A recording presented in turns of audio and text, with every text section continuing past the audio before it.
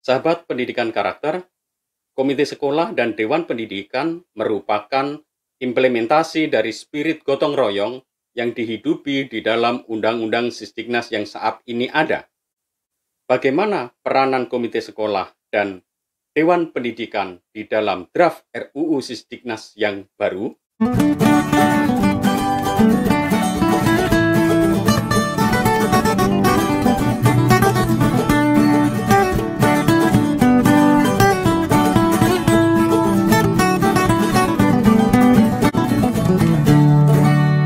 Tanya Pak Doni saja.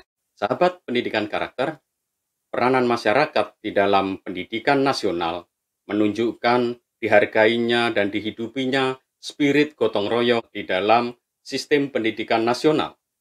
Bila kita memahami sistem pendidikan nasional sebagai keseluruhan komponen yang saling terkait satu sama lain di dalam mencapai tujuan pendidikan nasional, maka peranan dan partisipasi masyarakat di dalam sistem pendidikan nasional merupakan hal yang sangat penting dan fundamental. Sebab di sanalah ada spirit gotong royong yang menjadi ciri khas bangsa Indonesia. Sahabat pendidikan karakter, draft RUU yang baru menghapuskan nomenklatur komite sekolah dan dewan pendidikan, padahal di dalam penjelasan pasal 1 ayat 24 dan 25 di dalam Undang-Undang Sisdiknas nomor 20 tahun 2003, nomenklatur komite sekolah dan dewan pendidikan dijelaskan secara lebih terinci. Mari kita coba lihat di dalam Undang-Undang Sisdiknas nomor 20 tahun 2003 tentang sistem pendidikan nasional, pasal 1 ayat 24 berbicara tentang dewan pendidikan. Di situ dijelaskan bahwa dewan pendidikan adalah lembaga mandiri yang beranggotakan berbagai unsur masyarakat yang peduli pendidikan.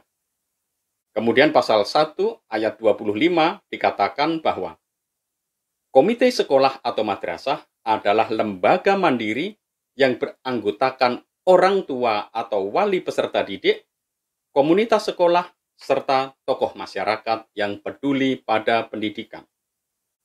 Jadi Undang-Undang Sisdiknas nomor 20 tahun 2003 dengan jelas memberi ruang dan memberi tempat kepada Dewan Pendidikan dan Komite Sekolah sebagai bagian penting di dalam pengembangan ekosistem pendidikan nasional.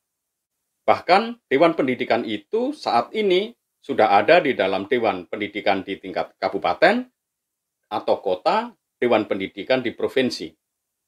Yang belum terbentuk adalah Dewan Pendidikan di level nasional, padahal itu juga adalah amanat dari Undang-Undang Sistem Pendidikan Nasional.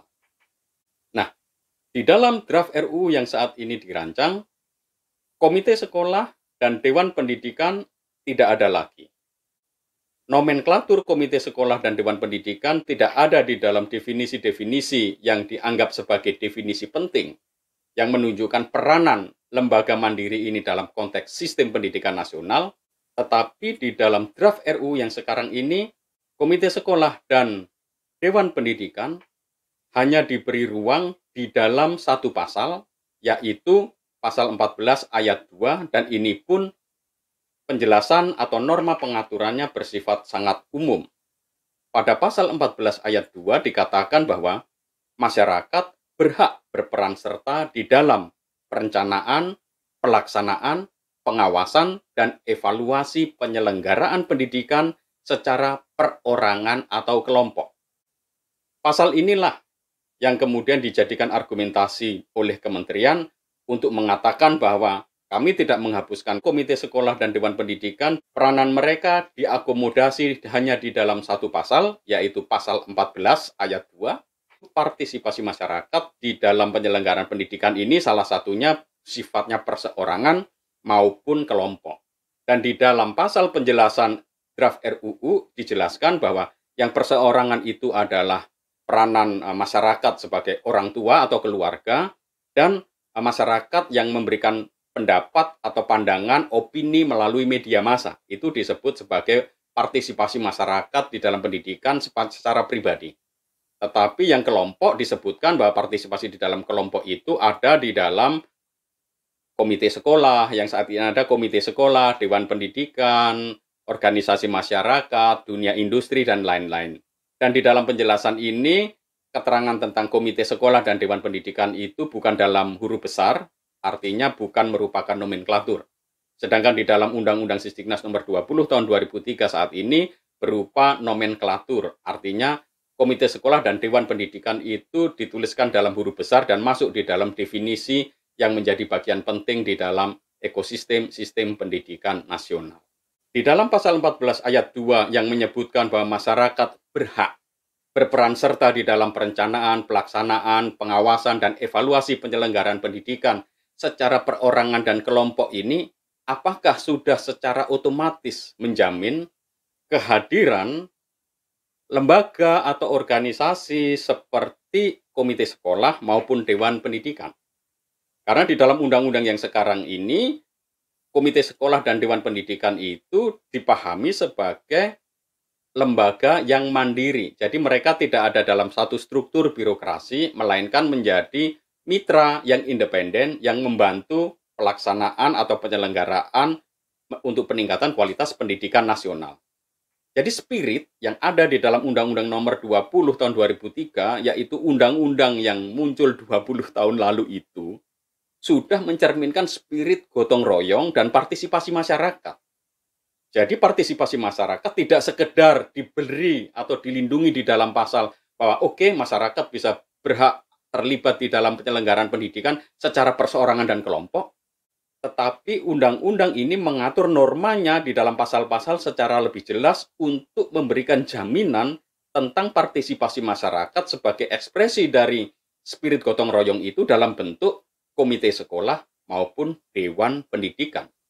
Dan sejauh ini komite sekolah jelas sangat memiliki peranan yang besar karena pemerintah belum bisa membiayai pendidikan sampai 12 tahun terutama untuk level SMA. Disitulah peranan komite sekolah sangat besar dalam rangka peningkatan kualitas mutu pendidikan di satuan pendidikan tersebut. Demikian juga di dalam pemerintahan kabupaten, kota, dan provinsi, peranan dewan pendidikan ini sangat besar sekali.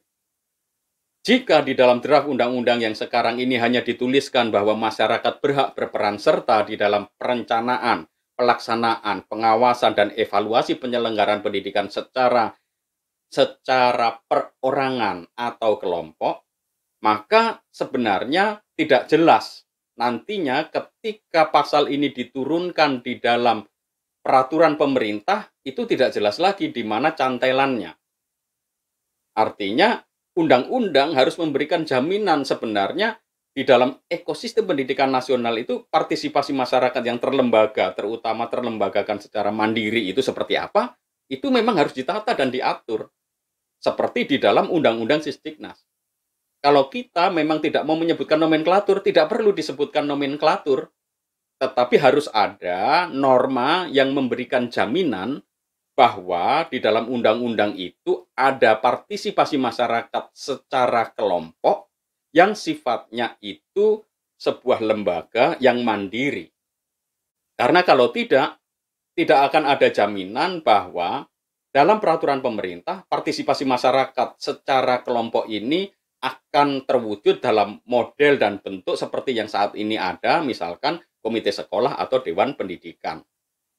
Komite sekolah yang di satuan pendidikan, dewan pendidikan yang di kabupaten, kota, atau provinsi.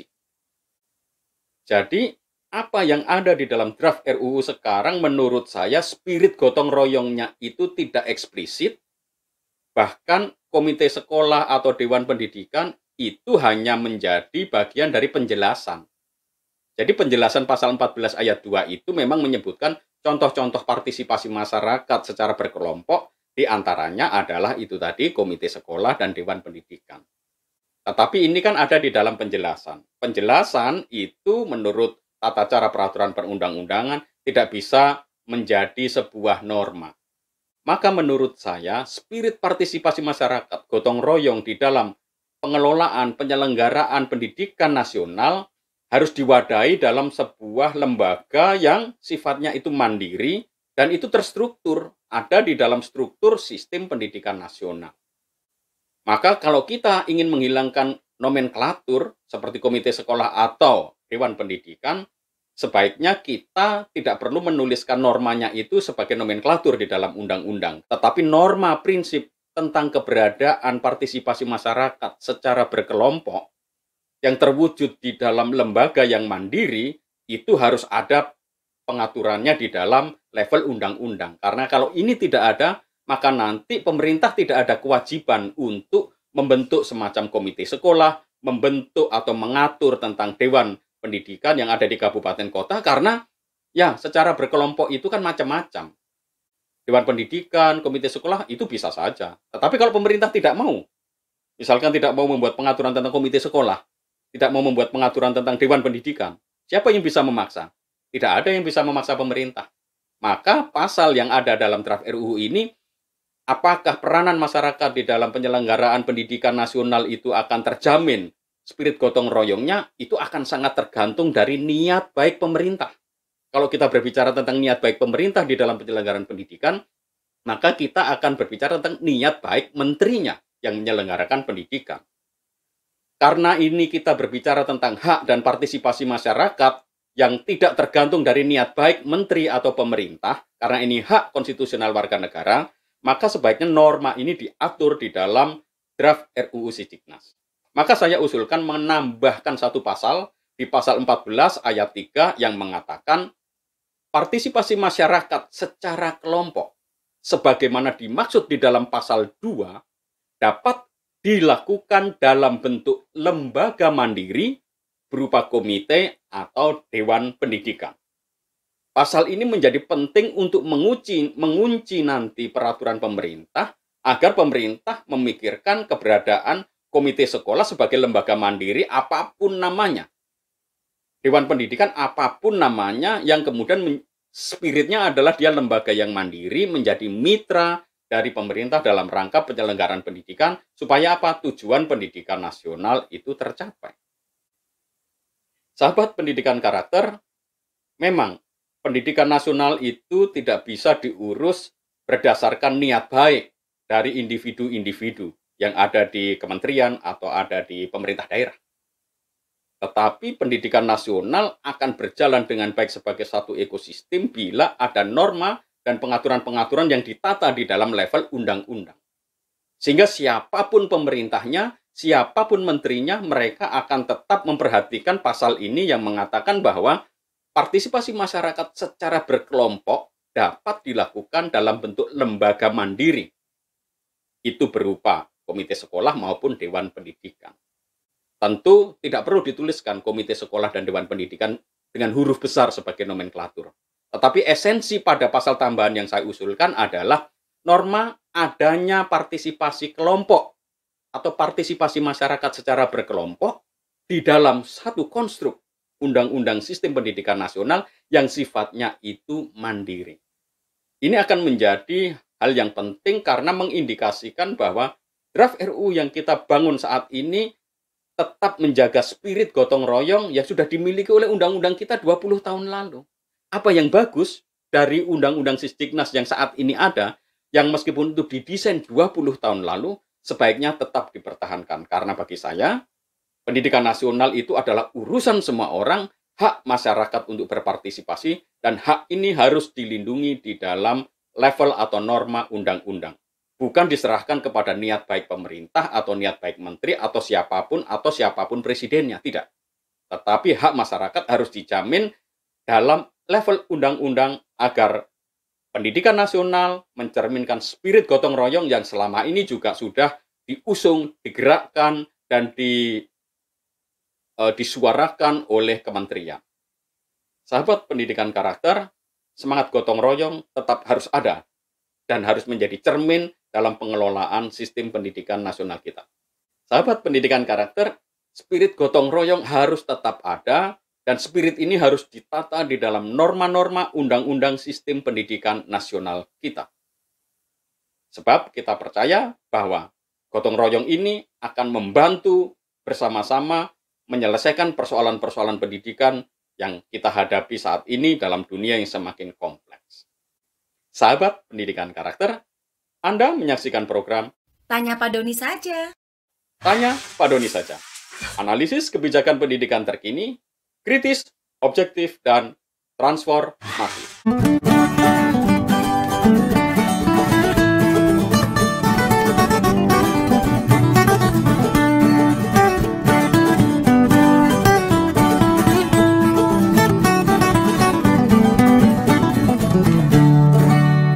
Tanya Pak Doni saja.